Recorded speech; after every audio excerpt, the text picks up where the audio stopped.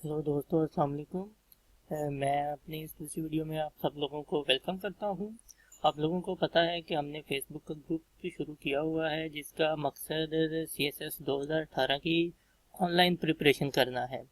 तो उसके सिलसिले में ये एक जस्ट क्विक वीडियो है क्योंकि कुछ लोगों ने फेसबुक पे कुछ क्वेश्चंस डाले थे कि वो कुछ कन्फ्यूजन थी उनकी, तो मैंने इसलिए ये वीडियो इसलिए बना रहा हूँ क्योंकि मैं चाहता हूँ कि जितनी जल्दी हो सकता है लोगों की कन्फ्यूजन्स दूर हों और हम जो एक्चुअल पॉइंट है हम उस पर आ सकें। एक्चुअली मैंने जो वीडियो रिकॉर्ड करनी थी वो हमने एक लेक्चर रिकॉर्ड करना था जनरल साइंस एंड एबिलिटी का, लेकिन मैंने देखा है लोगों के कमेंट्स से कि वो अभी तक जो CSS की बेसिक्स है ना उसी में वो अटके हुए हैं। उन्हें कोई उनके पास कोई प्रॉपर गाइडलाइन नहीं है कि कैसे करना है और कहाँ से करना है। इस तरह की चीज़ें हैं और कुछ तो वैसे भी कुछ क्वेश्चंस तो वैसे भी बहुत ही बेसिक्स थे। तो इसलिए मैंने सोचा है कि क्यों ना मैं एक छोटी सी वीडियो बनाकर आप लोगों के साथ शेयर करूं जिसमें आप लोगों के जो बेसिक क्वेश्चंस हैं वो आप लोग के क्लियर हो सकें और उसके बाद फिर हम जो हमारा एक्चुअल प्रोसीजर है या जो एक्चुअल स्टेप्स हैं हम उन पर काम कर सकें। तो दोस्तों, इस वीडियो में जो मैं सिंपल हमारे फेसबुक ग्रुप में जितने भी क्वेश्चंस आए थे आज तक, तो उनको मैंने कोशिश किया कि मैं सबको आंसर कर सकूंगा। और ये सारी मेरी ही सजेशंस हैं या ये सारी मेरी थिंकिंग है।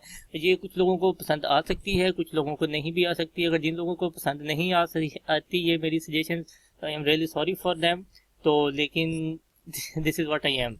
इससे ज़्यादा मैं क्या कर सकता हूँ। ठीक है, तो हम अपनी प्रेजेंटेशन की तरफ चलते हैं। तो आज के इस टॉपिक में हम क्या क्या करेंगे। एक्चुअली पहले तो जो जो बहुत ही बेसिक से क्वेश्चंस मैं फॉरम पे पूछे गए हैं मैं उन्हीं से स्टार्ट करूंगा। यानी कि आप देखें कि हम सबसे पहले हम स्टार्ट करेंगे कि प्रिपरेशन के जो CSS है ये है क्या, इसमें अप्लाई कैसे करना है, कौन लोग इसमें अप्लाई कर सकते हैं, इसका एलिजिबिलिटी क्राइटेरिया क्या है, and some basic question from our Facebook page जिस पे लोगों ने क्वेश्चन जिस पेज पे लोगों ने क्वेश्चंस डाले थे मैं उन सब क्वेश्चंस को आंसर करूंगा इस वीडियो में। ठीक है, और कुछ क्वेश्चंस तो बहुत बेसिक्स हैं और कुछ क्वेश्चंस जो हैं वो थोड़े इंपॉर्टेंट क्वेश्चंस हैं, इसलिए मैंने उनका एक अलहदा पॉइंट बनाया हुआ है ये। तो फिर हम इसको लेके चलेंगे और उसके आखिर में और उसके आखिर पे एट द एंड मैं आपको कुछ की पॉइंट्स बताऊंगा जो आपकी स्टडी के लिए या आपकी कोई भी आप अगर आप स्टूडेंट हैं या कुछ भी काम करना चाहते हैं या आप किसी भी काम में फोकस करना चाहते हैं तो ये उन सब चीज़ों को आप तो ये सब चीज़ों के लिए ये किसी पे अगर आप फोकस करना चाहते हैं तो फिर ये चीज़ें आपके लिए यूज़फुल होंगी। तो स्टार्ट करते हैं हम पहले कि CSS के लिए।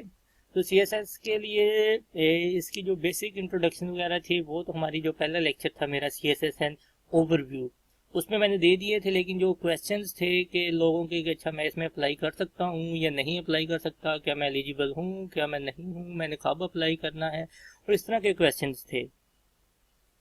तो जो इन्फॉर्मेशन मिसिंग थी पहले लेक्चर में मैं वो वाली इन्फॉर्मेशन इस लेक्चर में दूंगा।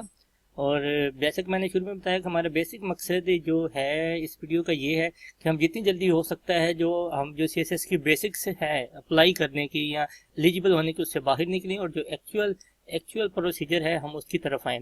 तो CSS के लिए आप देख सकते हैं कि जो मिनिमम एज है CSS के लिए आपको कम से कम 21 साल का होना ज़रूरी है। ठीक है, 21 साल का कब को होना जरूरी है, ये जो डेट्स हैं फॉर एग्जांपल अगर आप 2018 के लिए अप्लाई करना चाहते हैं तो उसके लिए आपको क्या करना होगा, उसके लिए आपकी जो एज है वो काउंट होगी 31 दिसंबर, और 31 दिसंबर 2017 तक जितनी एज है वो काउंट होगी कि 31 दिसंबर 2017 तक आपकी एज क्या है।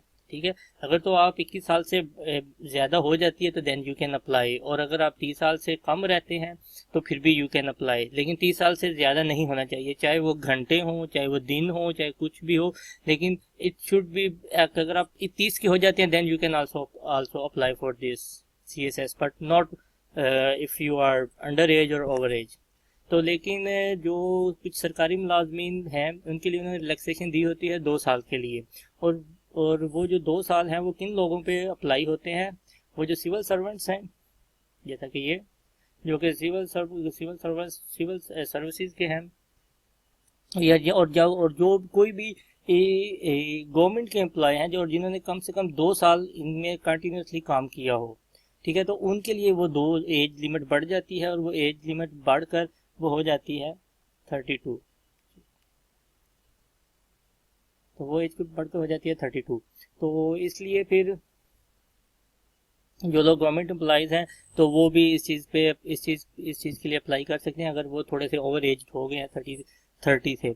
और दूसरे फिर एक क्वेश्चन हमारा फेसबुक पे ये भी था कि अच्छा जी मैं बैंक में काम करता हूँ तो क्या मुझे इसके लिए वो लेटर या एग्रीमेंट साइन करवाना पड़ता है बैंक से या नहीं। तो तो सीएसएस का जो बेसिक या जो ऑफिशियल रूल्स का आउटलेट है अगर है तो अगर आप उस पर जाके देखें तो डॉक्यूमेंट, अगर आप ऑफिशियल डॉक्यूमेंट में देखें तो उन्होंने एक स्पेशल पॉइंट बनाया हुआ है इस चीज़ के लिए, जिस पे लिखा हुआ है कि कोई भी जो बैंक वगैरह वाले हैं या कोई और हैं जो भी उन्होंने उधर मेंशन किए हैं आप वो देख सकते हैं। एट द एंड मैं आपको उसका लिंक भी दूंगा, उसका जिस फाइल पे जाके आप ये सारी चीज़ें देख भी सकते हैं। तो उन चीज़ों से आपको पता चल जाएगा कि आप क्या इधर आप लोग इस कैटेगरी में आते हैं या नहीं आते। ठीक है, उसके बाद फिर एक और क्वेश्चन था हमारे पास कि मेरी एजुकेशन ये है, मैंने बैचलर्स किया हुआ है लेकिन मेरी एक सप्ली थी और जिसकी वजह से क्या मैं एलिजिबल हूँ या नहीं हूँ। तो फिर मैंने उससे पूछा कि देखो आपका ओवरऑल ग्रेड क्या है, क्योंकि सप्ली आना कोई बड़ी बात नहीं होती। ठीक है, डॉक्टर्स की भी सप्ली आती है जो एमबीबीएस कर रहे होते हैं, ये कोई सप्ली आना कोई इतना बड़ा मसला नहीं होता। लेकिन सीएसएस में जो इस चीज़ का है, सीएसएस में अगर आपकी कोई सेमेस्टर में सप्ली है या कोई है उससे हम उसका सीएसएस कुछ नहीं कर, यानी कि उसका मेरे कहने का मतलब ये है कि उसका सीएसएस पे कोई फ़र्क नहीं पड़ता लेकिन जो चीज़ मैटर करती है वो ये है कि आपका एंड ग्रेड या सीजीपीए, अब जब आपने डिग्री ख़त्म की है तो उसके लिए आपका आखिर पे जो ग्रेड बनता है या जीपीए बनता है वो क्या है। क्या आपने सेकंड डिवीजन या सी ग्रेड में भी डिग्री पास की है तो then you can easily apply for that. लेकिन अगर आपका जो ग्रेड है वो इससे कम है सी से, तो अगर यानी कि आपने थर्ड डिवीजन में पास की है तो और या फिर आपका डी ग्रेड है तो फिर आप क्या करेंगे, आप सीएसएस करना चाहते हैं तो उसके लिए इनकी रिक्वायरमेंट ये है कि फिर आपकी तलीम 16 साल नहीं होनी चाहिए, फिर आपकी तलीम कम से कम मास्टर डिग्री होनी चाहिए 18 साल तलीम। क्योंकि आपको पता है कि सीएसएस के लिए जो बैचलर ये काउंट करते हैं वो 16 ईयर ऑफ एजुकेशन है। ठीक है, लेकिन अगर आपका डी ग्रेड आ जाता है जो आपकी लास्ट वाली डिग्री है उसमें, तो फिर आपको एक डिग्री हायर जाना पड़ेगा। ठीक है, तो मास्टर में आप कर सकते हैं, फिर आपको मास्टर करना पड़ेगा यानी कि 18 साल तलीम पूरी आपको करनी पड़ेगी और फिर आप अप्लाई कर सकते हैं। ठीक है, लेकिन अगर ऐसे भी हो सकता है कि एक लड़के ने मास्टर किया हुआ लेकिन मास्टर में उसका डी है लेकिन यहाँ उसका सी था या बी था तो देन वो बैचलर की बेस पे भी अप्लाई कर सकता है। ठीक है, इसी तरह एक और छोटा सा पॉइंट है कि आपको नेशनल होना चाहिए पाकिस्तान का अप्लाई करने के लिए। और ये जो है जम्मू कश्मीर वाले लोग वो भी जो वहाँ के नेशनल हैं वो भी सीएसएस के लिए अप्लाई कर सकते हैं। लेकिन अगर आप, क्योंकि ये बहुत ही बेसिक सी चीज़ें थी, तो अगर आप इस चीज़ के बारे में मज़ीद पढ़ना चाहते हैं तो ये एक लिंक है, इस पर आप जब आप क्लिक करेंगे तो ऑटोमेटिकली वो एक डॉक्यूमेंट आपके सामने खुल जाएगा जिसमें आप डिटेल से पढ़ सकते हैं कि कौन कौन सी चीज़ें हैं जो जो जो जो आपको एलिजिबल बनाती हैं और कौन सी चीज़ें ऐसी हैं या कौन से पॉइंट्स ऐसे हैं जो आपको तो जिसकी बेस पे आप इस चीज़ के लिए एलिजिबल नहीं है। तो मैं आप लोगों से रिक्वेस्ट करूंगा कि आप प्लीज़ जाएं, इस लिंक पे क्लिक करें इस वाले पे, और फिर उसके बाद आप देखें कि क्या आप इनकी जो बेसिक रिक्वायरमेंट्स हैं वो आप पूरी कर रहे हैं या नहीं। अगर आप कर रहे हैं तो वेल एंड गुड, आप सिंपली अप्लाई कर सकते हैं सीएसएस के लिए। लेकिन अगर नहीं कर रहे फिलहाल एट द मोमेंट, देन आपको फिर ये है कि जो भी आपके अंदर डेफिशिएंसीज हैं तो आपको उसको पहले ओवरकम करना पड़ेगा और उसके बाद फिर आप अपना जो है सीएसएस के लिए अप्लाई कर सकते हैं। ठीक है, तो अभी मैं सिंपल वो वाले क्वेश्चंस बताऊं, क्वेश्चंस कैसे करूंगा जिन लोगों ने हमें फेसबुक पे ये क्वेश्चंस किए थे और मैंने कहा था कि मैं उनको वीडियो में इनका आंसर दूंगा। तो पहला क्वेश्चन हमारे पास आया था कि जी अच्छा, अब मैं सीएसएस का पेपर दे रहा था तो मेरा एक सब्जेक्ट फेल हो गया है तो मैं क्या मुझे अगले साल फिर सारे दोबारा देने पड़ेंगे। तो इसका आंसर है यस, क्योंकि सीएसएस एक ऐसा ही है, ये कंपटीशन है। जब भी आप जाकर बैठेंगे तो ये कंपटीशन है, ये कोई डिग्री या सर्टिफिकेट नहीं है जिसमें अपने कोर्स सारे पास करने होते हैं। इसमें आपको एक ही सिटिंग में यानी कि एक ही एग्जामिनेशन में सारे के सारे कोर्स पास करने होते हैं। ऐसा नहीं होता कि आपने जी कोर्स इस दफ़ा पास कर लिए, 6 कोर्स अगली दफ़ा पास कर लिए और इस तरह आपने 1200 नंबर पूरा कर दिया। ऐसे नहीं होता, आपने एक सिटिंग में ही यानी कि एक टर्म में ही आपने ये सारे के सारे पास करने होते हैं। और अगर आपका एक भी सब्जेक्ट फेल है, चाहे वो कंपल्सरी है या ऑप्शनल है, तो वो आप फिर आप एज फेल्ड कैंडिडेट इसके लिए कंसिडर किए जाएंगे। और पासिंग और जो फेलिंग का क्राइटेरिया है वो मैंने अपनी जो पहली वीडियो है उसमें ऑलरेडी मैं आप लोगों को बता चुका हुआ हूँ कि कौन से सब्जेक्ट में कितने नंबर लेके आप पास हो सकते हैं। ठीक है। और एक और क्वेश्चन आया था कि जी मैं बैंक का एम्प्लॉयड हूँ, मैं बैंक में काम करता हूँ, तो क्या मुझे वो एग्रीमेंट साइन करवाना पड़ेगा इनसे या नहीं। तो CSS की जो FPSC वालों की जो ऑफिशियल वेबसाइट है वहाँ पे वो डॉक्यूमेंट भी है और मैंने भी ये आपके सामने शेयर किया हुआ है डॉक्यूमेंट, तो आप वहाँ पे जाकर भी देख सकते हैं। आप लोगों को साइन करवाने की ज़रूरत नहीं है और ना ही आप जो एज रिलैक्सेशन है उसके लिए आप एलिजिबल हैं। तो सिंपली आप अपनी डिग्री की बेस पे आप अप्लाई करेंगे, आपको अगर आप एलोकेट हो जाते हैं देन वेल एंड गुड। और इसके लिए आपको जो है वो नो ऑब्जेक्शन सर्टिफिकेट, NOCs वगैरह नहीं चाहिए होती, क्योंकि आप गवर्नमेंट के एम्प्लॉय नहीं हैं। तो ऐसी चीज़ें हैं जो हमारे हमारे कैंडिडेट्स या एस्पिरेंट्स जो भी बैंक में काम कर रहे हैं, तो उन लोगों के लिए ये क्वेश्चन था। फिर एक क्वेश्चन बहुत ही इंटरेस्टिंग था और वो क्वेश्चन था कि क्या एक एकेडमी जो है वो 4 महीने में कोर्स ख़त्म कर सकती है या नहीं। आपकी इसके बारे में क्या राय है। तो पहले तो मैंने ये क्वेश्चन देखा तो मुझे थोड़ी सी हंसी आई। मैंने कहा यार ये देखो कि क्योंकि ये कोर्स कवर करने से मुराद आप क्या लेते हैं। कोर्स कवर करने से मुराद अगर तो ये है कि ठीक है जी प्रोफेसर ने ख़त्म करना है, प्रोफेसर को तो आता होता मतलब एक लेक्चर है वो पिछले 3 सालों से या 5 सालों से या 10 सालों से दे रहा है, वो तो 2 दिन में या एक हफ्ते में मैक्सिमम आपको सारा कोर्स करवा देगा कि ये है तो वो है। लेकिन फिर बात आती है आप पे, आप कितना इसे ऑब्जॉर्व कर रहे हो और या फिर आप उस पर अपनी कितनी एफर्ट लगा रहे हो। आप 4 मंथ कहते हैं, मैं कहता हूँ वो 1 महीने में आपका सारा कोर्स खत्म कर देंगे। लेकिन वो डिपेंड करता है कि आपका लेवल इस वक्त क्या है। अगर आप एब्सोल्यूट बिगिनर हैं, यानी कि आपके पास बेसिक भी नॉलेज भी नहीं है, तो फिर अगर आप कहते हैं कि मैं 4 महीने में वो ख़त्म कर देंगे, तो फिर देन मैं आपको कहूँगा कि आप एकेडमी ज्वाइन ना करें।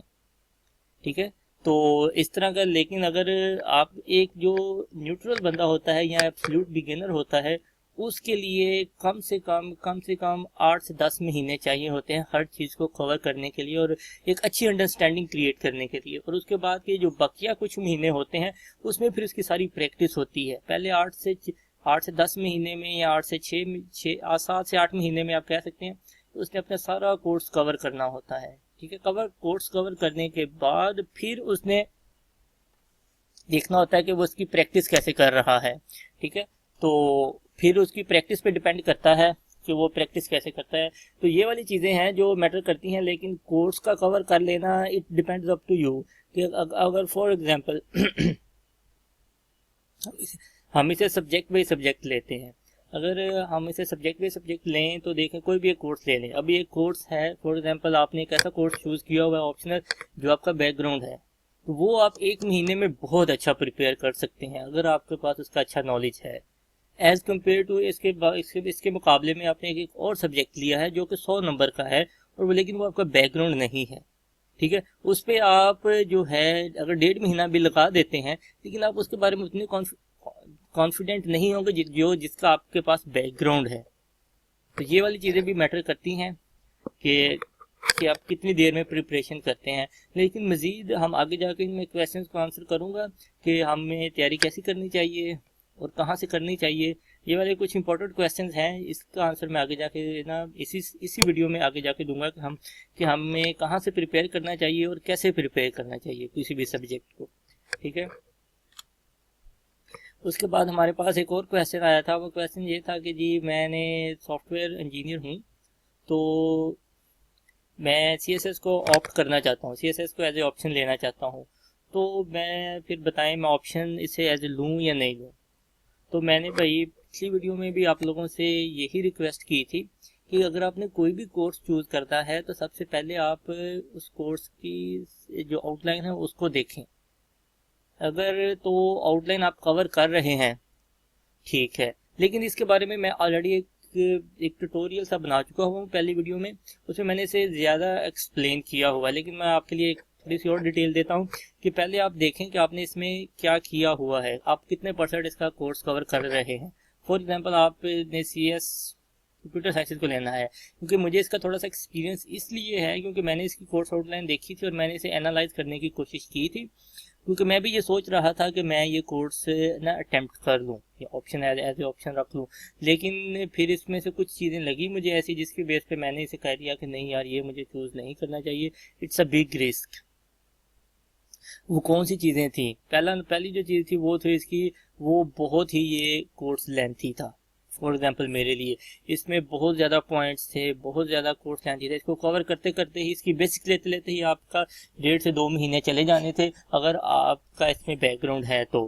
ठीक है, अब और लोगों का ये कंसेप्ट होता है कि अगर कोर्स कंटेंट लेंथी है तो सिंपल इसका बेसिक आइडिया ले लो, लेकिन अगर आप फिर एग्जामिनर की रिपोर्ट पढ़ते हैं तो उसमें ये सारी चीज़ें हैं कि बेसिक आइडिया से काम नहीं चलेगा जब तक आप उस चीज़ में प्रोफेशनल, एटलीस्ट आपको उस चीज़ में प्रोफेशनल लेवल तक का नॉलेज होना चाहिए, तो फिर आप उस चीज़ में अच्छा स्कोर कर सकते हैं। और फिर इनका भाई का एक और क्वेश्चन भी था कि अच्छा मैं पाकिस्तान अफेयर या करंट अफेयर को प्रिपेयर करना चाहता हूँ, मेरा इसमें बैकग्राउंड नहीं है, तो बताएं मैं इसको कैसे प्रिपेयर करूँ। तो इस क्वेश्चन का आंसर भी मैं आखिर पे जाके दूंगा कि हमें कोर्सेज को कैसे लेके चलना चाहिए, कैसे प्रिपेयर करना चाहिए और कहाँ से प्रिपेयर करना चाहिए। ठीक है, और उसके बाद फिर कुछ क्वेश्चंस ऐसे थे जो कि जी हमें कहाँ से प्रिपेयर करना चाहिए, प्लीज़ आप हमें बुक्स रिकमेंड करें कि कौन सी बुक्स अच्छी हैं कंपलसरी के लिए, और इस तरह के कुछ क्वेश्चंस थे। तो इस क्वेश्चन का आंसर भी मैं आपको अभी थोड़ी देर में देता हूँ। तो लेकिन इसके ये थे कुछ क्वेश्चंस जो हमें जो मुझे फेसबुक पे मिले थे, जिनको मैंने आंसर करने की कोशिश की है, लेकिन अगर फिर भी आप लोग समझते हैं कि आपको कुछ मज़ीद डिटेल चाहिए इन चीज़ों के बारे में, तो प्लीज़ आप ये जो फेसबुक का हमारा पेज है इस लिंक पे, तो यहाँ पे जाके आप इसे क्लिक करें, तो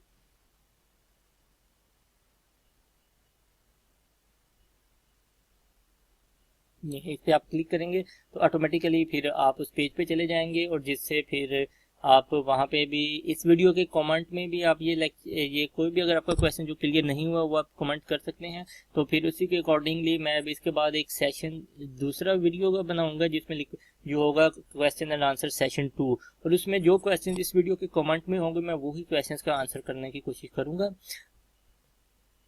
लेकिन मैं इस चीज़ को बहुत जल्दी पैकअप करना चाहता हूँ, क्योंकि ये चीज़ें इतनी इम्पोर्टेंट तो हैं, लेकिन हमें जो एक्चुअल हमारा टारगेट है, हमें उस जल्दी से जल्दी उस चीज़ की तरफ आना है। ठीक है, तो अगर आप लोगों का कोई क्वेश्चंस ऐसे हैं जो आप समझते हैं कि मेरी पहली 2 वीडियोज़ में कवर नहीं हुए, तो आप इस वीडियो के कमेंट में लिखें, तो फिर उसके बाद मैं एक और वीडियो बनाऊंगा जिसमें मैं उन क्वेश्चंस को आंसर करने की कोशिश करूंगा। मेरे ख्याल से ये 3 से 4 वीडियोस टोटल होंगी, जिसमें मेरा ख्याल है कि CSS रिलेटेड जितने भी क्वेश्चंस हैं उनको मैं आंसर करने की कोशिश करूंगा। ठीक है, और फिर अब जो हमारे इंपॉर्टेंट क्वेश्चंस हैं अब हम उनकी तरफ आते हैं। 2 क्वेश्चंस बड़े इंपॉर्टेंट हैं और बहुत ही कॉमनली ये ना जो भी कुछ तो CSS का एस्पिरेंट है वो पूछता है किसी से भी, अगर किसी से भी वो गाइडलाइन लेने जाता है तो उससे 2 चीज़ें वो पूछता है कि जी मैं कैसे प्रिपेयर करूँ और मैं कहाँ से प्रिपेयर करूँ। तो ये दो जो क्वेश्चंस हैं, ये जिसे मैं समझता हूँ कि ये बहुत ही इंपॉर्टेंट क्वेश्चंस हैं, तो मैं इन क्वेश्चंस को आंसर करने की कोशिश करता हूँ, और मुझे उम्मीद है कि ये वीडियो भी आपके लिए हेल्पफुल होगी। ठीक है, पहले हम क्वेश्चंस लेके चलते हैं कि कैसे प्रिपेयर करें। ठीक है, कैसे प्रिपेयर करने का मतलब ये है कि पहले तो हम उस जो भी कोर्स हम प्रिपेयर करना चाहते हैं उस कोर्स का पेपर पैटर्न देखें कि उसमें चीज़ें क्या हैं। ठीक है, फिर उसके बाद देखें कि ठीक है आपकी किस में डेफिशिएंसीज हैं, और फिर आप उसको कवर करें। ये तो होगी एक बेसिक सी परसेप्शन जो कि आम लोगों की होती है कि अच्छा यार अगर आप जाओ पहले कोर्स पर देखो, फिर अगर जो चीज़ें आपको नहीं आती वो आप प्रिपेयर करो, तो फिर इस तरह आप उसकी तैयारी कर लो। ये तो हो गया कॉमन सी तरीके। तो लेकिन जो मेरा कंसेप्ट है या जैसे मैं सोचता हूँ, वो मेरी थिंकिंग ये है कि ठीक है पहले आप कोर्स जो कंटेंट है आप वहाँ पे जाओ, इसका जो भी है। ठीक है, फॉर एग्जांपल हम ये वाला ले लेते हैं इंग्लिश B का पेपर। ठीक है, इंग्लिश बी का पेपर आप लेते हैं, इंग्लिश प्रेस एंड कंपोजिशन, तो इसके अगर आप मार्क्स डिटेल देखें ये वाली सारी, तो आपको पता चलेगा कि हाँ, फिर आप लोगों को ठीक है यार ये मार्क्स हैं। फिर आप देखें कि आपने कौन कौन से मार्क्स को टारगेट करना है, ठीक है। जैसा कि फॉर एग्जांपल अब हमारा परसेप्शन बनी हुई है प्रेसी का कि यार ना मैंने प्रेसी की तैयारी कर ली है, और उन लोगों का ख्याल ये होता है कि इंग्लिश प्रेसी का पेपर एक्चुअली प्रेसी ही है। लेकिन अगर आप देखें तो जो प्रेसी है वो तो सिंपल 20 नंबर की है इसमें, ठीक है। फिर ये वाला 20 नंबर की है, और ये दो चीज़ें ऐसी हैं जिसे हम अभी थोड़ी देर में देखते हैं। और बकिया जितनी भी चीज़ें हैं ये वाली तो सारी आपकी जर्नल तैयारी है, ठीक है। तो आप इस चीज़ को फोकस करें। ये चीज़ जो है आपकी जनरल जो है, ये प्रेसी को भूल जाएं कि प्रेसी आपने करनी है या नहीं करनी। ये 60 मार्क्स हैं आपके, ठीक है। अब 60 मार्क्स में से कुछ मार्क्स ऐसे हैं जैसे एग्जैक्ट मार्क्स हैं, जैसा कि मैथ में होता है, अगर क्वेश्चन आता है तो आपके 10/10 हैं, अगर नहीं आता तो 0/10 हैं, ठीक है। अभी देखें ये वाला क्वेश्चन फॉर एग्जांपल, इसमें से अगर आप अच्छे पेयर ऑफ वर्ड तैयार करें सारे सारे, मतलब ये है कि पास पेपर्स के सारे कर लें, और जो कुछ इंपॉर्टेंट है मसलन आप 400 से 500 पेयर ऑफ वर्ड्स आप प्रिपेयर कर लें, ठीक है। ये एक अच्छा होगा आपके लिए, क्योंकि 400 पेयर ऑफ वर्ड्स प्रिपेयर करने का मतलब ये है कि आपने 800 वर्ड्स याद कर लिए, ठीक है। एक वर्ड यानी कि 2 वर्ड्स का एक पेयर होगा ना, तो अगर आप 400 पेयर याद करते हैं तो इसका मतलब आपने 800 वर्ड्स याद कर लिए। अब वो 800 वर्ड्स कहाँ यूज हो सकते हैं? एक तो ये है कि ये वाले जो आपके पेयर ऑफ वर्ड्स हैं, ये वाला क्वेश्चन आप इसको टारगेट करें 10/10, ठीक है। फिर उसके बाद दूसरा है, यहाँ पे भी वो आपके वर्ड्स यूज हो सकते हैं वोकैबुलरी में, ठीक है, क्योंकि इसमें भी आपको पता है, इसके बारे में भी टेक्निक्स मैं आपको बताऊंगा, ठीक है। ये वाली 2 चीजें हो गई, ये आपके 20 नंबर आगे सिंपल आपकी वोकैबुलरी की बेस पे, ठीक है। जितनी ज़्यादा आपकी वोकैबुलरी होती जाएगी उतनी ज़्यादा ये मार्क्स आपके चांसेस ज़्यादा होते जाएंगे कि आप इसमें ज़्यादा से ज़्यादा मार्क्स लेते जाएं, ठीक है। फिर अब हम उसके बाद आ जाते हैं जो बकिया 3 है। बकिया 3 कौन कौन से हैं? एक ये है, एक ये है, और एक ये है। तो ये वाले जो है ये जनरल ग्रामर है, जनरल आपकी जो इंग्लिश कंपोजिशन या ग्रामर है, ये सारी वो चीज़ है। आप इस पे ज़्यादा फोकस करें, यानी कि इसमें आप देखें आपको टेंसेस सारे आने चाहिए। टेंसेस के बाद फिर आपको जो डायरेक्ट इंडायरेक्ट है या बेसिक स्ट्रक्चर्स है सेंटेंसेस की, प्रीपोजिशंस को यूज करना, ये सारी चीज़ें आनी चाहिए। अगर आप इन चीज़ों पे ज़्यादा फोकस करोगे, इन चीज़ों पे ज़्यादा जब आप फोकस करोगे तो फिर होगा क्या एक्चुअली, जब आप ये 2 और एक इस चीज़ पे ज़्यादा फोकस करोगे तो एक्चुअली होगा क्या, होगा ये कि ये आपके जो बकिया पेपर हैं जैसा कि करंट अफेयर, पाक अफेयर, वो वाली सारी चीज़ें आपके लिए बेनिफिशियल होती जाएंगी। इवन ऐसे में भी ये चीज़ें बहुत यूज़ होंगी, क्योंकि एक्चुअली ऐसे होता ही ये है। अगर एक आम बंदे से पूछा जाए, फॉर एग्जांपल एक आम बंदे से पूछा जाए कि यार टेररिज्म क्यों है, ठीक है, आप एक जो अनपढ़ बंदा है उसे आप उर्दू में पूछ लें कि यार ये जो दहशतगर्दी है ये क्यों हो रही है, वो 10 रीज़न तो आपको वो भी बता देगा, ठीक है। लेकिन हमारा मकसद क्या है? रीजंस तो हर बंदे को तकरीबन पता होती है, लेकिन उस रीजंस को प्रेजेंट करने के लिए जो आप मीडियम यूज करेंगे, मीडियम मेरा कहने मतलब जब हम लिखेंगे ऐसे, तो उसमें जो आपकी जो प्रेजेंटेशन होगी, जो आपकी वोकैबुलरी यूज होगी, वो वाली चीज मैटर करेगी, ठीक है। अभी आप देखें कि status of women for example in Pakistan, तो हर बंदे के बारे में अगर आप 15 से 20 लोगों का सेंटेंस पेपर लिखवाएं तो उसमें से मैक्सिमम जो है ना 15 से 17 लोग ऐसे होंगे जिनके मैक्सिमम जो पॉइंट्स हैं वो ओवरलैप करते होंगे, ठीक है। बस लेकिन और बाकी जो 2 से 3% होंगे, 2 से 3 जो लोग होंगे उनमें उनके पॉइंट्स होंगे जो थोड़े से एक तो ज़्यादा होंगे, और ठीक है उनका प्रेजेंटेशन का तरीका थोड़ा डिफरेंट होगा, और इस तरह की चीज़ें होती हैं जो कि आपको ज़्यादा मार्क्स गेन करने में हेल्प करती हैं। तो आप कोशिश कीजिए कि ये वाली जो चीज़ें हैं इन चीज़ों पे ज़्यादा फोकस किया करें, क्योंकि मैं इंजीनियर हूँ तो मैं चीज़ों को इसी सेंस में लेता हूँ एज़ कम्पेयर टू। अब देखें अब लोगों ने सारा साल जी मैंने प्रेस ही करनी है, वो इसके पास जाते हैं, उसके पास जाते हैं, पता नहीं किधर किधर जाते हैं, आई डोंट नो। लेकिन जब आपके पास ये सारी टूल्स आ जाती हैं, आपके पास पेयर ऑफ वर्ड्स भी हैं, आपके पास ग्रामर भी है, आपको टेंसेस का भी पता है, आपको ट्रांसलेशन करनी भी आती है, then precis writing is not a big deal. ये सारा का सारा आपकी जब जब जितनी ज़्यादा आपकी वोकैबुलरी और ग्रामर की प्रैक्टिस होती जाएगी और वोकैबुलरी आपकी बढ़ती जाएगी, उतनी ही अच्छा होता जाएगा आपके लिए ऑटोमेटिकली प्रेसी राइटिंग।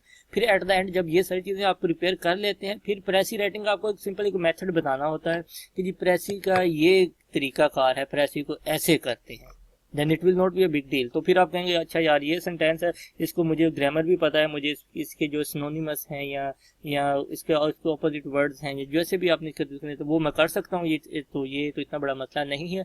तो इसलिए और प्रेसी ये है, प्रेसी आप जैसी मर्जी लिख लो, इसमें आप पूरे मार्क्स नहीं ले सकते, ठीक है। पेयर ऑफ वर्ड में आप पूरे मार्क्स ले सकते हो, ग्रुप वर्डिंग में आप पूरे मार्क्स ले सकते हो, सेंटेंस के एक्शन में ले सकते हो, और ये जो प्रेपोजिशंस वगैरह है इसमें आप पूरे सब्जेक्ट पूरे नंबर ले सकते हो। तो आप इन चीज़ों पे ज़्यादा फोकस किया करें।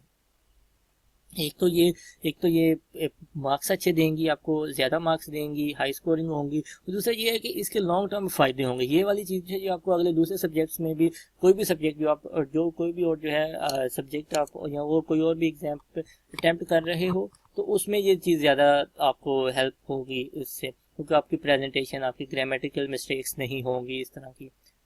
तो होपफुली मैंने थोड़ा सा एक्सप्लेन कर दिया कि आप सब्जेक्ट को कैसे लें और ये हम आगे कैसे प्रिपेयर करना चाहिए, ये मैं भी ये कर रहा हूँ। और कहाँ से प्रिपेयर करना चाहिए उसका मैं अभी आपको बाद में बताता हूँ। तो आप पहले क्वेश्चंस को देखें, तो कोई भी आप पेपर है उसको पेपर्स को देखें, उसकी जो मार्क्स है उसकी डिवीजन देखें कि मार्क्स कैसे डिवाइड हुए हैं।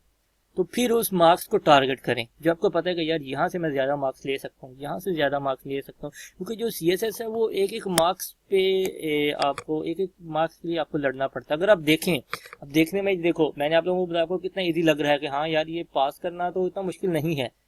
लोग क्यों इसमें ज़्यादा फेल होते हैं? क्योंकि लोगों की अंडरस्टैंडिंग गलत है इस सब्जेक्ट पे, जहाँ तक मेरा ख्याल है। वो लोग भागते हैं प्रेसी की तरफ या कंप्रीहेंशन, क्योंकि वो 20-20 नंबर के हैं, वो मैंने करने, अगर वो ना किया तो मेरे 20 नंबर चले जाएंगे, तो मेरा इसलिए तो वो ये छोटी छोटी चीज़ें हैं, वो इन पे ज़्यादा प्रेफरेंस या उनको ज़्यादा तरजीह नहीं देते, जिसकी वजह से उन्हें फिर थोड़ा सा आखिर पे आके इसका लॉस होता है, या वो अच्छे मार्क्स नहीं मार्क्स ले सकते। तो फिर ये वाला है। इसी तरह मैं आपको एक और मिसाल देता हूँ। ये एक और सब्जेक्ट है जैसा कि जनरल साइंस एंड एबिलिटी, ठीक है। इस सब्जेक्ट में देखें तो 2 पार्ट्स हैं इसके एक्चुअली, ठीक है। एक ये है जनरल साइंस और एक है जनरल एबिलिटी। जनरल साइंस में से 60 मार्क्स का पेपर आना है और इसमें से 40 मार्क्स का पेपर आना है। तो लेकिन इसका जब हम कंपैरिजन दोनों का करते हैं, दोनों सेक्शंस का, तो जो एक चीज़ मैंने नोट की है वो ये है, एक तो ये जो 40 मार्क्स वाला सेक्शन है इसकी आउटलाइन बहुत ही थोड़ी है एज कम्पेयर टू ये 60 मार्क्स वाला, ठीक है। 60 मार्क्स वाले की आप आउटलाइन देखें, ये एक अच्छी खासी आउटलाइन है, ठीक है। इसमें बहुत सी चीज़ें हैं, आपको बहुत सी चीज़ें कवर करनी पड़ेंगी। सारी बात है, बेसिक्स तो हर बंदे के पास होगी, लेकिन फिर जब आपने कम्पीट करना है तो फिर आप उन बेसिक्स को थोड़ा सा और ऊपर अपने हर लेवल पे लेके जाओगे, जिससे ताकि आप अच्छे स्कोर कर सकें। तो इसलिए ये एक अच्छा खासा बन जाता है 60 मार्क्स का, ठीक है। फिर उसके बाद जब आप दूसरे सेक्शन पे आते हो, ये 40 मार्क्स, ये 40 मार्क्स ऐसे हैं जिसमें से आप मैक्सिमम मार्क्स ले सकते हो। एक तो कोर्स आउटलाइन बहुत थोड़ी है, ठीक है, और दूसरा जो इसमें कुछ क्वेश्चंस ऐसे हैं जिसमें आप पूरे मार्क्स ले सकते हो, जैसे कि मैथ के कुछ क्वेश्चंस हैं, ठीक है। और वो मैथ कोई हाई लेवल नहीं है, वो जस्ट बेसिक लेवल मैथ है। और आप वो सारी की सारी चीज़ डिपेंड करती है आपकी अपनी प्रैक्टिस पे, कि आप कितनी इस पर प्रैक्टिस करते हो। तो इसी तरह ये भी जस्ट एज एन मैं एग्जांपल बता रहा हूँ कि आप कोर्स को कैसे प्रिपेयर करना है, ठीक है। तो ऐसे पहले जो भी कोर्स आप लेना चाहते हैं उस कोर्स को जरा लिखें, उसका प्रिंट निकालें कोर्स डिटेल का, फिर उसका खुद एनालिसिस करें। क्योंकि यही चीज़ मैं आप लोगों को पहले लेक्चर में भी बता चुका हूँ कि जब तक आप खुद एनालिसिस करना नहीं सीखेंगे तब तक आप देखें कि आपकी फिर जो एनालिसिस पावर या एनालिटिकल पावर है वो आपकी नहीं बढ़ेगी, जब तक आप खुद चीज़ों को एनालाइज करना नहीं शुरू करेंगे। ये छोटी छोटी चीज़ों से ही आप एक्चुअली आपकी जो कहते हैं कि दिमाग खुलता है, या आपकी एनालिसिस पावर बढ़ जाती है, या क्रिटिकल एनालिसिस आप कर सकते हैं। देखिए ये एक छोटी सी चीज़ है, इसमें कुछ आपको इसमें कोई रॉकेट साइंस नहीं है, या आपको कुछ इसमें कोई एक्स्ट्रा नहीं करना पड़ता। ये जस्ट एक छोटा सा पॉइंट है कि हाँ यार, लेकिन ज़्यादातर लोग इस चीज़ से मुतफिक होंगे कि हाँ ये पॉइंट जो है ये ठीक एक वैलिड पॉइंट है। इसमें कुछ ऐसा नहीं है। अगर आप खुद जाके अभी आप इस नज़रिए से जाकर सब्जेक्ट्स को देखेंगे तो आपको सारे सब्जेक्ट्स हलवा टाइप लगेंगे, यार ये सब्जेक्ट पास करना तो कोई मसला ही नहीं है। लेकिन ये बात क्या है, ये सारी बात होती है आपकी एनालिटिकल जो थिंकिंग है, वो चीज़ इस सारे पे मैटर करती है। ठीक है। तो मेरा ख्याल है, एक्सक्यूज मी,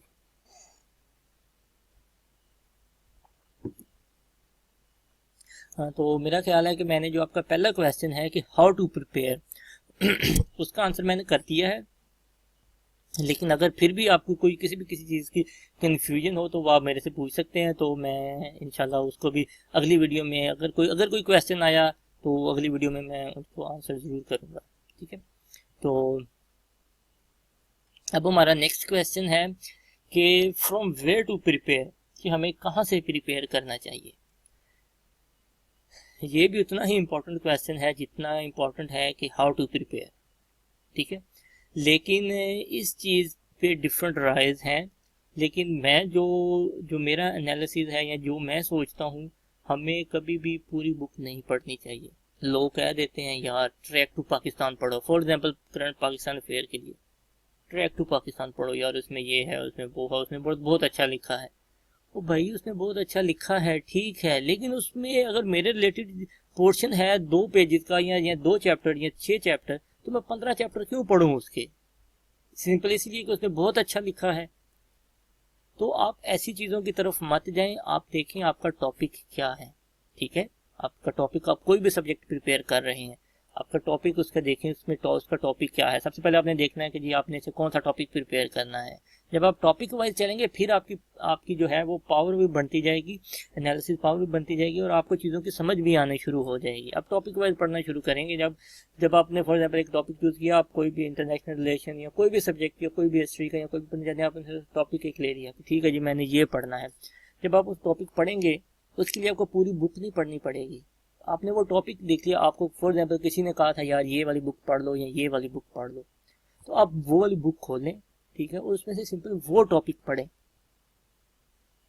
फिर आप दूसरी बुक खोलें, उसमें से वो टॉपिक पढ़ें। फिर तीसरी बुक खोलें अगर आपके पास है तो वो खोलें। और मैं आपको कहूँगा कि किसी भी अकेडमी के या किसी भी लोकल ऑथर, जैसा कि कोई भी बुक्स, मैं किसी ब्रांड को नहीं कहता, लेकिन कोई भी जैसे जहांगीर टाइम या कोई भी और बुक जो आप समझते हैं कि यार ये अच्छी बुक है, आप जाएं बुक स्टोर पे, आप जाएं देखें, जो आपको अच्छी लगती है एक बुक साथ लेके वो भी रख लें। ठीक है। तो आप फिर टॉपिक्स को पढ़ना शुरू करें। पहले तो वो बुक से पढ़ लें, आपको थोड़ा सा आइडिया होगा, ठीक है। फिर कोई और बुक खोल लें, कोई और खोल लें। जब आप टॉपिक वाइज तैयार करेंगे फिर एट अ टाइम आपका टॉपिक्स तैयार होंगे। और सीएसएस टॉपिक्स पे ही बेस करता है, यानी कि वो आपको एक, जब आपके पास इतनी डिफरेंट राइज होंगी तो फिर ही आप एक अच्छी रिपोर्ट या अच्छी क्रिटिकल एनालिसिस या अच्छी प्रेजेंटेशन दे सकते हैं, क्योंकि पास नॉलेज होगा काफ़ी ज़्यादा। ठीक है। तो आप कभी भी पूरी बुक ना पढ़ें एट द एंड, क्योंकि पूरी बुक पढ़ने का हमने एक्चुअली टारगेट तो सीएसएस को करना है ना, तो हमें क्या ज़रूरत है कि हम जो जो सीएसएस में नहीं भी आनी वो भी चीज़ें पढ़ते जाएं। ठीक है, वो अच्छा है, आपका नॉलेज बढ़ जाता है उससे। लेकिन हम हमारा टारगेट सीएसएस की प्रिपरेशन है, नॉट कि हमने किसी को इम्प्रेस करना है कि हमने ये बुक भी पढ़ी है, हमने वो बुक भी पढ़ी है, हमने ये भी किया है। ठीक है। तो ये वाली चीज़ आप ज़रा देखें कि आपने कोई भी बुक ले लें, आप अपना एनालिसिस करें जो आपको मुनासिब लगती है कि यार हाँ ये कॉस्टली भी नहीं है, ये इसमें सारा सिलेबस भी है। जैसे मैं ये लोकल ऑथर्स या फिर आपका किसी भी एकेडमी के नोट्सों की बात कर रहा हूँ, कि आप वो ले लें, उसको भी पढ़ें, उसको देख लें, हाँ ठीक है, ताकि आपको पता चल जाए कि हाँ ठीक है ये चीज़ें इसमें सारी हैं। फिर उसके बाद अपनी चॉइस की कोई भी बुक या कोई भी वेबसाइट या कोई भी चीज़, हाँ अगर आप वेबसाइट यूज़ करते हैं तो वो मेक श्योर कर लें कि वो ऑथेंटिक हो, उसमें जो इन्फॉर्मेशन हैं। ठीक है। वैसे ही लोगों ने बहुत से ब्लॉग्स बनाए होते हैं, तो वो फिर जस्ट ऐसे इन्फॉर्मेशन डाली होती है, ना उसका कोई सोर्स होता है ना कोई चीज़ होती है। लेकिन अगर आप किसी वेबसाइट के लिए वेबसाइट से प्रिपेयर करना चाहते हैं तो मेक श्योर कर लें कि वो एक ऑथेंटिक वेबसाइट हो, तो फिर आप वहाँ से प्रिपेयर करना शुरू करें। तो ये कुछ है मेरा एनालिसिस। बाकी ये है कि अगर आप कहते हैं कि मैं आपको एग्जैक्ट बुक्स के नाम बताऊं अपनी अपनी यानी कि अपने एनालिसिस के मुताबिक, तो ऐसे है कि मैंने तकरीबन at the end of this month में पाकिस्तान आ रहा हूँ, तो मुझे खुद कुछ बुक्स चाहिए। मैं खुद पाकिस्तान से मैं आऊँगा तो मैं देखूँगा कौन सी बुक्स हैं जो मैं समझता हूँ कि यार ये वाली बुक्स में अच्छा कवर किया हुआ है या ऐसे है, या तो ठीक है, तो फिर वो वाली बुक्स मैं तब ही बता सकता हूँ। और उसके अलावा अगर कोई मेरे से पर्सनली मिलना चाहता है या मेरे से कोई गाइडलाइन लेना चाहता है किसी किस्म की, तो वो भी क्योंकि मैं लाहौर में रहता तो नहीं हूँ, रहता मैं बुरे वाला में हूँ, लेकिन मैं लाहौर में रहूँगा at the first week of March. ये पूरा हफ्ता होगा 8 से 10 दिन का, वो मैं लाहौर रहूँगा। तो लेकिन उसमें अगर कोई मेरे से कोई पर्सनली कोई गाइडलाइन लेना चाहता है या जो उसके कुछ कन्फ्यूजन्स हैं या मेरे से कोई लाइव मिलना चाहता है, तो हम ज़रूर वहाँ पे मिल सकते हैं। तो आप वो मुझे मैसेज कर दीजिएगा पेज पे, तो फिर मैं उसी के अकॉर्डिंगली हम कोई अगर ज़्यादा लोग हुए तो हम एक छोटी सी गेट टुगेदर कर लेंगे, जिसमें एक छोटा सा सेशन वगैरह रख लेंगे, जिसमें मैं कोशिश करूँगा किसी और को भी जो प्रोफेशनल होगा उसको भी इनवाइट करूँ, और जितने भी हमारे जो अभी आपके बेसिक्स क्वेश्चंस हैं या जो कोई और भी कंफ्यूजन है तो उसको हम दूर करने की कोशिश करेंगे। ठीक है, तो अभी इसके बाद ये तो होगा how to prepare from where to prepare. अभी इसके बाद मैं आपको कुछ चीज़ें ऐसी बताना चाहता हूँ जो आपकी प्रिपरेशन के लिए ना बहुत ज़रूरी है, बहुत ज़रूरी सेंस में कि उससे आपको सीखने को ही मिलेगा। ठीक है, सो फॉर एग्जांपल पहली चीज़ ये है, इसका मतलब इस इमेज में ये मैं शो करने की कोशिश कर रहा था कि आप हमेशा दूसरों की बात भी सुने। ठीक है, अपनी बात भी ठीक है, लेकिन दूसरों की बात भी सुने, क्योंकि अगर जो इसका मतलब है कि आप अपनी पर्सनैलिटी के अंदर थोड़ी सी फ्लेक्सिबिलिटी लाएं। जब तक आप फ्लेक्सिबिलिटी नहीं लाएंगे तब तक सक्सेस का होना बहुत मुश्किल है, जब तक फ्लेक्सिबिलिटी नहीं आती। फ्लेक्सिबिलिटी की डिफरेंट सेंस है, हम उसमें तो नहीं जाते कि फ्लेक्सिबिलिटी आप किस सेंस में कह रहे हैं। हम सिंपल इसी में जाते हैं कि अगर कोई आपके साथ आर्गूमेंट कर रहा है तो ठीक है, आप तसल्ली के साथ आराम से उसकी पूरी बात सुने। एक तो ये है कि इससे आपकी पर्सनैलिटी भी ग्रूम होगी, दूसरा आपके नॉलेज में इजाफा होगा। ऐसा नहीं कि बस आपने कह दिया कि ऐसे है तो ऐसे ही है, ऐसे आपने कभी भी नहीं करना।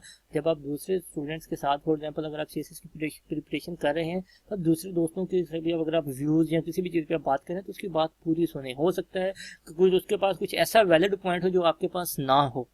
ठीक है, तो अपने आर्गूमेंट को ही लेके चले जाना या उसी को पकड़ के खींचते रहना, उसका कोई फायदा नहीं है, बजाय इसके कि आपके पास ज्यादा आर्गूमेंट्स आए। ठीक है, तो इस चीज को आपने देखना है कि आपने दूसरों की बातों को भी सुनना है, अपनी बातों को भी सुनना है, फिर उसका एनालिसिस करना है खुद। ठीक है, और रिजिड बिल्कुल भी नहीं होना। हो सकता है कि आपकी जो आर्गूमेंट्स थे वो इतने अथेंटिक या इतने पायदार नहीं थे जितने कि आपके जो कलीग है या आपका जो फ्रेंड है या दोस्त है उसके थे। ठीक है, तो आपने ये इस चीज़ को भी साथ लेके चलना है, क्योंकि प्रिपरेशन में मैं देखता हूँ लोगों को, लोग प्रिपेयर करते हैं तो लेकिन वो ग्रुप स्टडी में करते हैं, लेकिन जब वो कोई भी क्वेश्चन आ जाता है वो कहता नहीं ऐसे ही है। तो इस चीज़ को आपने अवॉइड करना है। और दूसरा जो मैं आपको बताना चाहता हूँ कि जब आप सीएसएस की तैयारी कर रहे हो ना, तो सबसे पहले आप एक टाइम टेबल बनाएं, अपनी मर्जी का टाइम टेबल बनाएं। मैं ये नहीं कहता कि जी आपने सुबह के वक्त पढ़ना है या शाम के वक्त पढ़ना है ना, या रात के वक्त पढ़ना है, ये आपकी चॉइस है। जो मर्जी आप टाइम रखना चाहते हैं आप टाइम रख लें, लेकिन फिर उस पर पूरे कमिटेड हो जाएं कि हाँ यार ये मैंने टाइम टेबल बना लिया है तो मैंने ये काम करना है। फॉर एग्जाम्पल आपने टाइम रखा हुआ है शाम 5 से रात 10 तक आपने पढ़ना है, तो जब आप बाकी सारा दिन आपने अपनी जो भी एक्टिविटीज थी आपने की, जब आप 5 से 10 तक आपका टाइम है पढ़ने का, तो फिर कोई भी हो जाए कुछ भी हो जाए आपने सिंपल से कह देना है नहीं। आपको कोई फोन आ जाता है कि यार दोस्तों का आ जाता है यार बाहर चलें या खाएं या पिए या मिलने जाए, सिंपल नहीं। इवन घर में भी मॉम डैड भी, अगर आपको कोई अनलेस कोई बहुत ज़्यादा इमरजेंसी ना हो, लेकिन अगर छोटे मोटे काम होते हैं जैसा कि मॉम कह देती है कि बेटा ये ले आओ या वो कर दो, या कोई भाई आके बैठ जाता है या कोई और कज़न आ जाता है, इस तरह की चीज़ें होती हैं, लेकिन आप सिंपल से जस्ट से नो, नहीं मेरा पढ़ने का टाइम है और मैंने पढ़ना है। मैं कहता हूँ आप ये वाली चीज़ 1 वीक करके देख लें, और अगर आपको इस चीज़ में मज़ा ना आए तो फिर आप कहिएगा कि नहीं भाई ये एक अच्छा पॉइंट नहीं था। इससे फिर ये होगा कि ऑटोमेटिकली आपकी हैबिट बन जाएगी और लोग ऑटोमेटिकली आपको इस वक्त में डिस्टर्ब नहीं करेंगे, क्योंकि उन्हें आप किसी को 1 मरतबा मना करेंगे, 2 मरतबा, तीसरी मरतबा वो आपके पास उस टाइम पे नहीं आएगा, ऑटोमेटिकली आपके पास फ्री टाइम हो जाएगा। कोई ना तो कोई आपको उस टाइम में कोई डिस्टर्बेंस होगी ना, ऑटोमेटिकली आपको सेल भी बंद करने की जरूरत नहीं है, होगी किसी को कहने की भी कोई जरूरत नहीं होगी, क्योंकि उसे पता है, वो खुद पता नहीं हाँ यार 5 बज गए वो पढ़ रहा होगा, उसने अगर हम उसे फोन करेंगे भी उसने कहना नहीं। तो ये वाली चीज़ है, इस चीज़ को भी आप देखें इस तरह छोटे छोटे पॉइंट्स होते हैं जो कि एक तो आपकी पर्सनैलिटी ग्रूम करते हैं, और जो दूसरा आपकी जो प्रिपरेशन है उसमें अच्छे कारआमद साबित होते हैं। ठीक है, और यही एक छोटी सी वीडियो थी जिसमें मैं आपको कुछ क्वेश्चन को आंसर करना चाहता था। और अगर आपके मन में कोई या दिल में कोई और क्वेश्चन भी है तो आप प्लीज़ वो इसी वीडियो के कमेंट में लिख दीजिएगा। तो मैं नेक्स्ट वीडियो में इसका पार्ट 2 बनाऊंगा जिसमें मैं सारे क्वेश्चन को आंसर करने की कोशिश करूंगा। तो लेकिन इस वीडियो को क्लोज करने से पहले मैं एक दो बातें करना चाहता हूँ आपसे। पहली बात तो ये है कि मैंने फेसबुक पे कुछ पेजेस या कुछ ग्रुप्स देखे हैं जो कि ऐसे हैं कि दिन में 10-10 बुक्स आपको वो शेयर कर रहे होते हैं। ठीक है, वो बंदा खुद कंफ्यूज हो जाता है, यार मैं कौन सी बुक पढूं। ठीक है, मैं भी कोई मेंबर रहा हूँ बहुत से पेजेस का। तो अभी मैं एक बुक, अभी मुझे लगता था यार ये बुक बहुत अच्छी है, मैं इसे पढ़ना शुरू करता था। अभी मैं पढ़ना शुरू करता था उसे, एक दिन या 2 दिन पढ़ता था, उसी सब्जेक्ट की एक और बुक आ जाती थी। तो मेरी जो थी ना, जो फोकस वो था, मैं डिफोकस हो जाता था कि यार अच्छा अब ये पढूं कि वो पढूं। तो आप जो भी आप चीज को लेते हैं उसे आप जो एक बार भाई जो चीज चूज करनी है उसे कर लें और फिर उस पर कमिटेड हो जाएं। ठीक है यार, अगर मैंने ये करनी है तो करनी है, चाहे जो मर्जी हो जाए। ठीक है, जैसा कि मैंने कहा, जस्ट से नो। कोई भी बात आएगा, कोई भी आप कहते जस्ट से नो, नो। एक थोड़ी थोड़ी एक आधे वीक में आपकी जब ये आदत बन जाएगी तो आप देखिएगा इससे आपको कितने फायदे होते हैं। ठीक है, और दूसरी बात ये कि ये वीडियो मेरी या यूट्यूब पे होगी या फेसबुक पे होगी, जहां भी होगी, इसकी डिस्क्रिप्शन में एक तो ये जो मेरी प्रेजेंटेशन है इसका लिंक पड़ा होगा, प्लस हमारा जो फेसबुक का पेज है इसका लिंक पड़ा होगा। ठीक है, अगर आप लोगों के कोई भी क्वेश्चंस हैं जिनको मैं आंसर नहीं कर सका, जो आप चाहते हैं कि मुझे आंसर करना चाहिए, तो आप इसी वीडियो के कमेंट में डाल दीजिएगा और फिर मैं अगली वीडियो में इसको आंसर करूंगा। और मेरा जो प्लान है वो यही है कि अगली वीडियो जो हो वो हमारी आखिरी वीडियो हो regarding the question answer session, क्योंकि हम फिर एक्चुअल कोर्स की तरफ मूव कर सकें। ठीक है, और दूसरी बात ये कि आप कमेंट में प्लीज़ ये भी मुझे बताइएगा कि हमें कहाँ से शुरू करना चाहिए। मेरा तो प्लान था कि हम जनरल साइंस एंड एबिलिटी से शुरू करते हैं, लेकिन अगर आप चाहते हैं तो हम किसी और से भी शुरू कर सकते हैं, एक्सेप्ट ऐसे। उसकी क्यों ऐसे नहीं, मैं कह रहा कि ऐसे नहीं हम तैयार करना है, किससे स्टार्ट करेंगे, इसकी रीजन है इसकी, वो मैं आपको बाद में बताऊंगा। लेकिन उसके बाद उसके अलावा अगर आप कोई कोर्स कहते हैं कंपलसरी में से, it should be from compulsory, तो फिर आप मुझे इस कमेंट में बता दीजिएगा, ताकि मैं फिर उसी के अकॉर्डिंगली मैं उसके लेक्चर जो है प्रिपेयर करके इसी तरह आप लोगों को उसके लेक्चर्स दूँ। तो अगर आप मुझे कहते हैं इंग्लिश ग्रामर या कंपोजिशन तो वो भी मैं कर सकता हूँ, उसमें भी कोई मसला नहीं है।